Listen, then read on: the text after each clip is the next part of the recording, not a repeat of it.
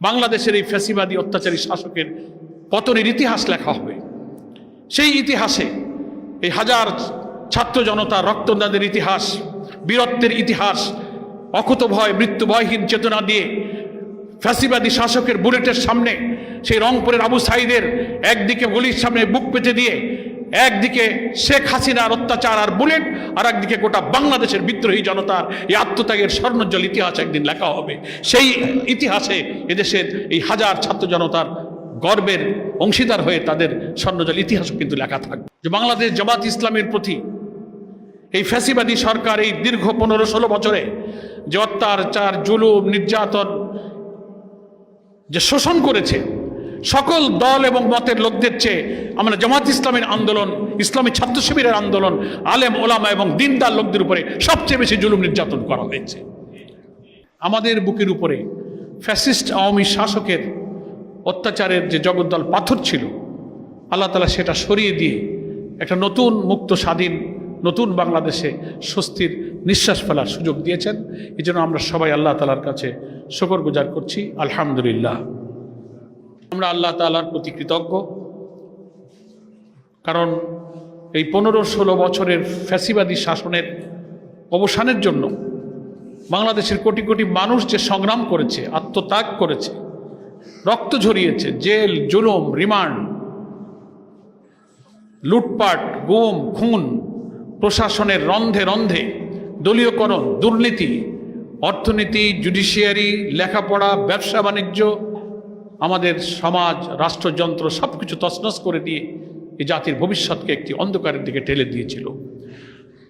সেই ধ্বংসের সর্বনাশা মিছিলকে থামিয়ে একটা নতুন জীবনের জন্য আমরা যে লড়াইটা করেছি, এদেশের রাজনৈতিক দলগুলো শেখ হাসিনার অত্যাচারী শাসকের এবং জুলুমের বিরুদ্ধে 15 বছর আমাদের রাজনৈতিক দলগুলোর সংগ্রাম আমরা করেছি। বারবার ফ্যাসিবাদী সরকারের অত্যাচার, নির্যাতনে সে আন্দোলনকে তারা দুর্বল করে দিতে চেয়েছে, নেতৃবৃন্দকে হত্যা করেছে, কারারুদ্ধ করেছে।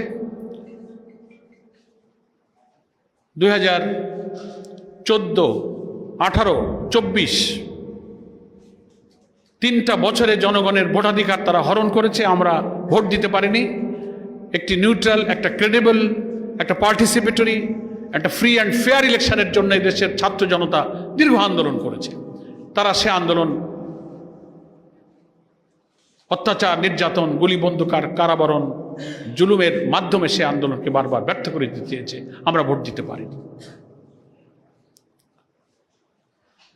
বারবার সে আন্দোলনকে তারা অত্যাচার দিয়ে থামিয়ে রাখতে চেয়েছে, কিন্তু সর্বশেষে গত জুলাইয়ের এই আন্দোলন আমাদের কলিজার টুকরা তরুণ ছাত্র সমাজ তাদের অধিকারের জন্যে যে উত্তাল আন্দোলনের সূচনা করল, সে আন্দোলনের উপরে এই ফ্যাসিবাদী অত্যাচারী শাসকের নির্যাতন, জুলুম, গুলি, খুন, গুণ, সমস্ত সাংবিধানিক, রাজনৈতিক সব অধিকারকে ধূলিসাৎ করে দিয়ে তারা যে নির্যাতনের স্টিম রোলার তারা শুরু করলো, তার বিরুদ্ধে বাংলাদেশের তরুণ ছাত্র সমাজ তারা জেগে উঠল এবং গোটা বাংলাদেশের তরুণ ছাত্র সমাজ স্বৈরাচারী ফ্যাসিবাদী হাসিনার বুলেটের সামনে তারা বুক পেতে দিল।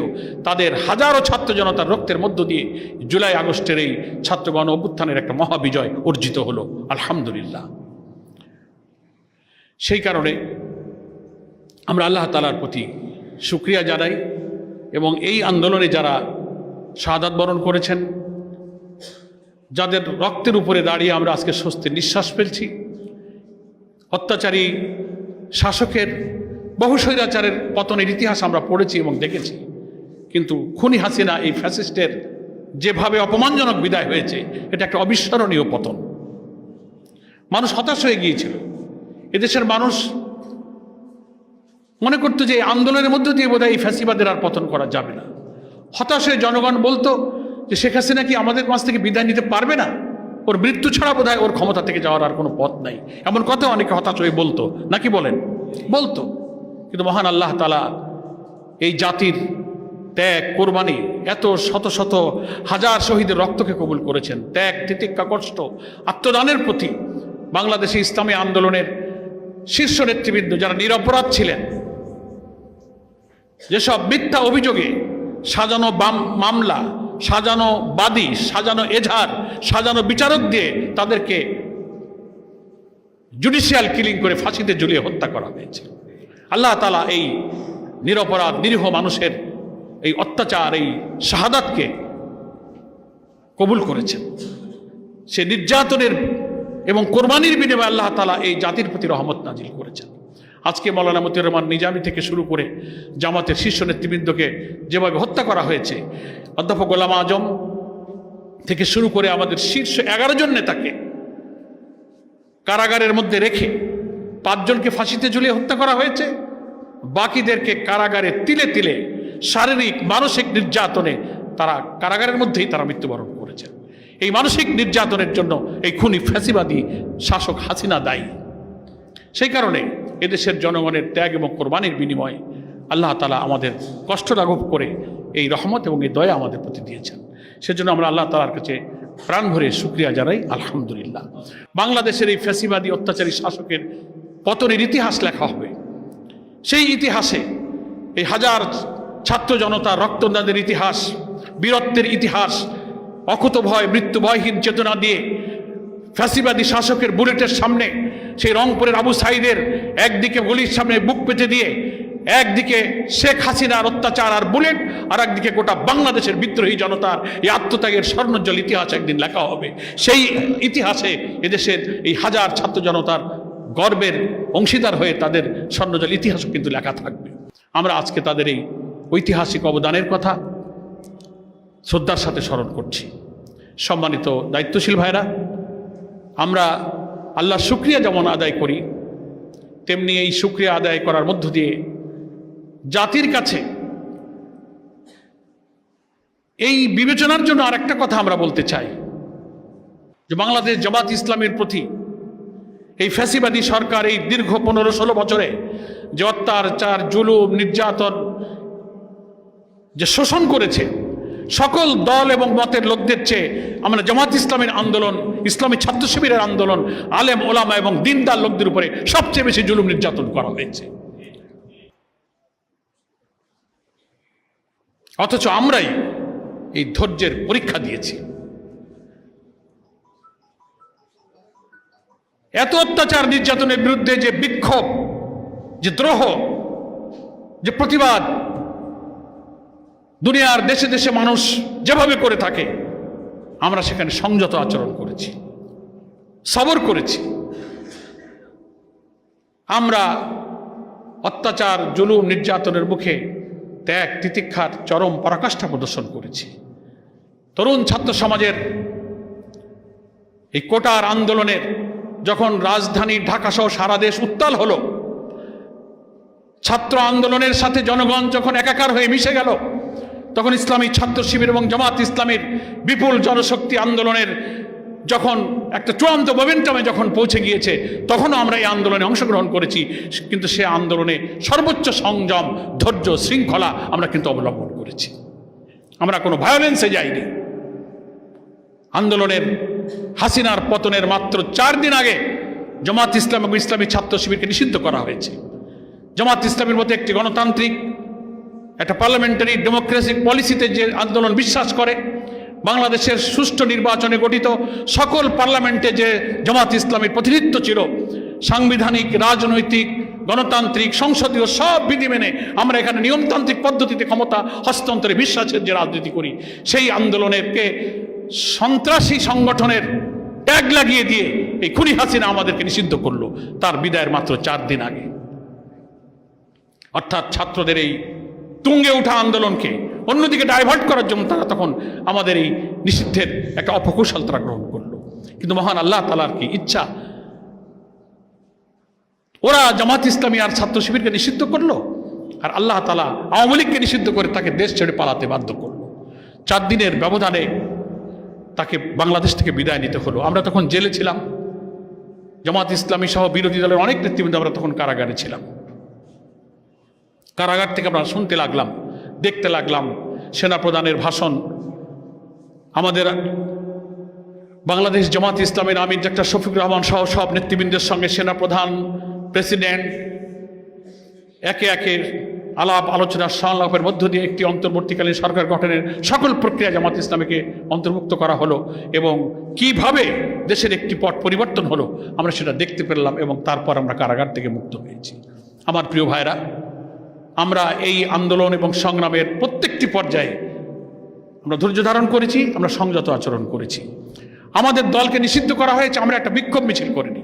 আমাদের জামাত ইসলামের আমির পরিষ্কার বলেছেন আমরা কোনো বিক্ষোভ, প্রতিহিংসা, ক্ষোভ, প্রতিবাদ আমরা রাজপথে করবো না। আমরা এই বিচার আল্লাহ তাআলার কাছে ছেড়ে দিয়েছিলাম এবং আল্লাহই তার বিচার করেছেন। আলহামদুলিল্লাহ, আমাদের ধৈর্যের পুরস্কার আমাদেরকে আল্লাহ তাআলা দিয়েছেন।